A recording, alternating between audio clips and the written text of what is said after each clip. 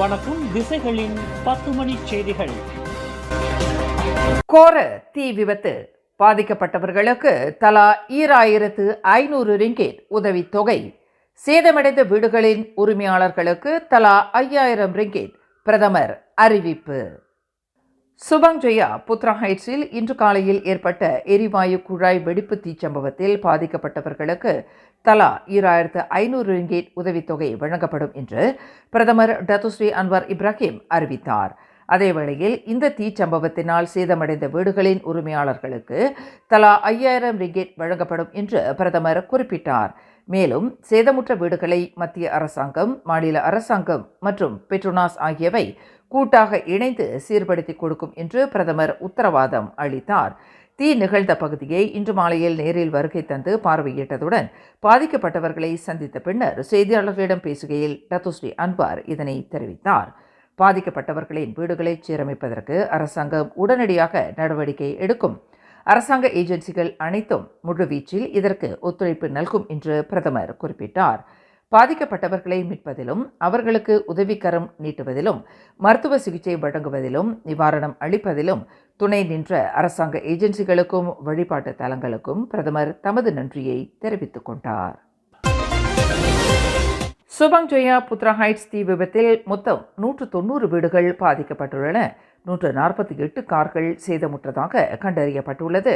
நிலத்தடி எரிவாயு குழாய்கள் வெடித்து தீ ஏற்பட்ட பகுதியிலிருந்து 290 மீட்டர் தொலைவில் உள்ள புத்ரா ஹைட்ஸில் 2 வீடமைப்பு பகுதிகளிலும் அதன் அருகாமையிலும் மொத்தம் 190 வீடுகள் கடுமையாக சேதமுற்றதாக உறுதி செய்யப்பட்டுள்ளது. இந்த 2 வீடமைப்பு பகுதிகளிலும் மக்கள் நுழைவதற்கு தடை விதிக்கப்பட்டுள்ளது. அதேவேளையில் விலை உயர்ந்த கார்கள் உட்பட மொத்தம் 148 கார்களும் 12 மோட்டார் சைக்கிள்களும் சேதமுற்றதாக கண்டறியப்பட்டுள்ளது. இன்று மாலை 3:40 மணி வரை நடத்தப்பட்ட கணக்கெடுப்பில் இது தெரிய வந்துள்ளதாக ஸ்லாங்கூர் மாநில தீயணைப்பு மீட்பு படை இயக்குனர் வான் முகமது ரசாலி தெரிவித்தார். தீ முழுமையாக கட்டுப்படுத்தப்பட்ட போதிலும் நடப்பு நிலை தொடர்ந்து அணுக்கமாக கண்காணிக்கப்பட்டு வருவதாக அவர் குறிப்பிட்டார். தீ விபத்தில் தங்கள் வீடுகள் கடுமையாக சேதமுற்ற நிலையில் தங்குவதற்கு அடைக்கலம் நாடிய பாதிக்கப்பட்டவர்கள் தற்காலிகமாக தங்குவதற்கு சுபாங் ஜெயா புத்ரா ஹைட்ஸ் அருகில் உள்ள ஸ்ரீ மகா காளியம்மன் ஆலயம் தனது மண்டபத்தை திறந்துள்ளது. இந்த தீச்சம்பவத்தில் காயமுற்றவர்களுக்கு அவசர மருத்துவ சிகிச்சை அளிப்பதற்கு கோவில் வளாகத்தை திறந்துவிட்ட அதன் நிர்வாகம் பாதிக்கப்பட்டவர்கள் தங்குவதற்கான நிவாரணத்தையும் வழங்கியுள்ளது. காயமுற்றவர்கள் உதவி கோரி அலறிய நிலையில் அவர்களுக்கு அபயம் அளிப்பதற்கு கோவில் மண்டபத்தை உடனடியாக திறந்து விடுவதற்கு கோவில் நிர்வாகம் முடிவு செய்ததாக அதன் ஆலோசகர் ஆர் மாணிக்கவாசகம் தெரிவித்தார். ஆலயத்தைச் சேர்ந்த மருத்துவ தன்னார்வலர்கள் மற்றும் செஞ்சிலுவை சங்கத்தினர் காயமுற்றவர்களுக்கு உடனடி சிகிச்சை அளித்ததாகவும் அவர் குறிப்பிட்டார். பல மணி நேரம் கொழுந்துவிட்டு எரிந்த தீயை முழுவீச்சாக கட்டுப்படுத்துவதில் வெற்றி கண்ட தீயணைப்பு மீட்பு படையினருக்கும் இதர அரசாங்க ஏஜென்சிகளுக்கும் துணை பிரதமர் டத்துஸ்ரீ அஹமத் ஜாயிர் ஹமிடி தமது பாராட்டை தெரிவித்துக் கொண்டார். இறைவன் அருளால் எந்தவொரு உயிருடற் சேதமும் ஏற்படாமல் அனைவரும் காப்பாற்றப்படுவதற்கு முழுவீச்சில் கடமையாற்றிய பாதுகாப்பு படையினருக்கு இவ்வேளையில் நன்றியை தெரிவித்துக் கொள்ள தாம் கடமைப்பட்டுள்ளதாக அஹமத் ஜாஹிர் குறிப்பிட்டார். சுபாஞ்சயாவில் கொழுந்துவிட்டு எரிந்த இந்த தீ சம்பவத்தை பல கிலோமீட்டர் தூரத்திலிருந்து தெளிவாக காணும் அளவிற்கு தீ வானை நோக்கி முட்டியது. இத்தீ பிற்பகல் 1:55 மணியளவில் முழுமையாக கட்டுப்படுத்தப்பட்டது. சுபாங் ஜெயாவில் இன்று ஏற்பட்ட தீ விபத்து சம்பவத்தினால் சுபாங் விமான சேவைகள் பாதிக்கப்படவில்லை என்று மலேசிய வான் போக்குவரத்து இலாக்காவான CAAM தெரிவித்துள்ளது. விமானம் தரை இறங்குதல் மற்றும் விமான புறப்பாடு அனைத்தும் சீராக இருந்ததாக அதன் தலைமை செயல்முறை அதிகாரி நூராஸ்மான் மஹ்மூத் தெரிவித்தார். எனினும் முன் எச்சரிக்கை நடவடிக்கையாக விமானங்கள் தரை இறங்குவதற்கும் விமானங்கள் புறப்படுவதற்கும் மாற்று ஓடுபாதை பயன்படுத்தப்பட்டதாக அவர் குறிப்பிட்டார். தீயின் உக்கிரம் வானை நோக்கி படுவேகத்தில் இருந்ததால் விமானங்கள் அவ்வழியே செல்லாமல் இருப்பதற்கு ஓடுபாதை மட்டும் மாற்றப்பட்டதாக அவர் குறிப்பிட்டார். தீ ஏற்பட்ட பகுதி விமான நிலையத்திலிருந்து தெற்கே நோக்கி இருந்ததால் விமானங்கள் தரை இறங்குவதற்கும் புறப்படுவதற்கும் வடபகுதி பயன்படுத்தப்பட்டதாக நூராஸ்மான் மஹ்மூத் குறிப்பிட்டார். சாலையில் ஏற்பட்ட தகராற்றில் பெண் வாகன ஓட்டிக்கு காயம் ஏற்படும் அளவிற்கு அவரின் முகத்திலேயே குத்தியதாக கூறப்படும் இராணுவ வீரர் ஒருவர் சம்பந்தப்பட்ட விவகாரத்தை போலீசாரின் விசாரணைக்கே தாங்கள் விட்டுவிடுவதாக மலேசிய தரைப்படை அறிவித்துள்ளது. 3 தினங்களுக்கு முன்பு ஸ்ரம்பான் ஜலன் பர்சியாரான் சினாவாங் 4 நிகழ்ந்த இச்சம்பவத்தை இராணுவ படை கடுமையாக கருதுவதாக அதன் தளபதி ஜெனரல் தான் ஸ்ரீ முகமது ஹஃபிசுடேன் தெரிவித்தார்.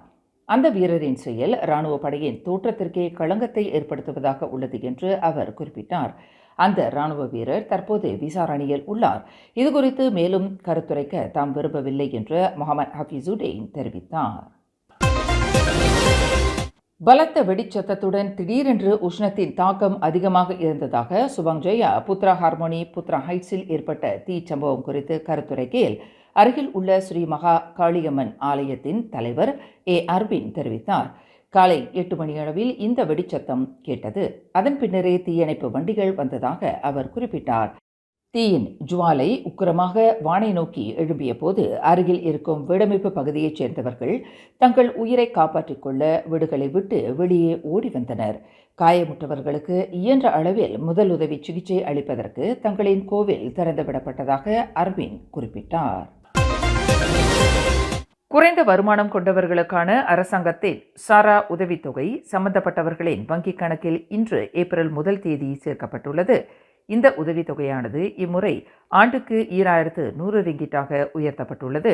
முன்பு 1200 ரிங்கிட் மட்டுமே வழங்கப்பட்டுள்ள நிலையில் சம்பந்தப்பட்ட பெறுநர் மாதந்தோறும் தங்களுக்கு தேவையான அத்தியாவசிய பொருட்களை குறிப்பிட்ட கடைகளில் வாங்கிக் கொள்வதற்கு இந்த உதவித்தொகை வழங்கப்படுகிறது. முன்பு சாரா உதவித்தொகையை 7 லட்சம் பேர் பெற்ற நிலையில் இம்முறை 54 லட்சம் பேருக்கு வழங்கப்பட்டுள்ளதாக பிரதமர் டத்துஸ்ரீ அன்வார் இப்ராஹிம் அறிவித்துள்ளார். பெட்ரோனாஸுக்கு சொந்தமான நிலத்தடி எரிவாயு குழாய் வெடித்து தீ பரவிய சம்பவம் குறித்து விரிவான விசாரணை நடத்தப்பட வேண்டும் என்று பாஸ் கட்சி கேட்டுக்கொண்டுள்ளது. எரிவாயு குழாய் எவ்வாறு வெடித்தது மற்றும் மூல காரணங்கள் யாவை என்பது குறித்து உடனடியாக ஆய்வு நடத்தப்பட வேண்டும் என்று பாஸ் கட்சியின் தகவல் பிரிவு தலைவர் அஹ்மத் ஃபர்லி ஷாரி வலியுறுத்தியுள்ளார்.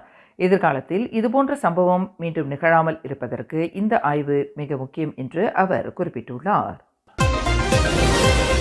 ஈப்போ படாங் ஈப்போவில் பொதுமக்கள் புறாக்களுக்கு இரை கொடுப்பதற்கு தடை விதிக்கப்பட்டுள்ளது. சுற்றுச்சூழலின் தூய்மையும் சுகாதாரத்தையும் பாதுகாக்கும் பொருட்டு இந்த முடிவு எடுக்கப்பட்டுள்ளதாக பேரா மாநில வீடமைப்பு ஊராட்சித்துறை ஆட்சிக்குழு உறுப்பினர் சன்ட்ரியா அங் ஷி சிங் தெரிவித்தார்.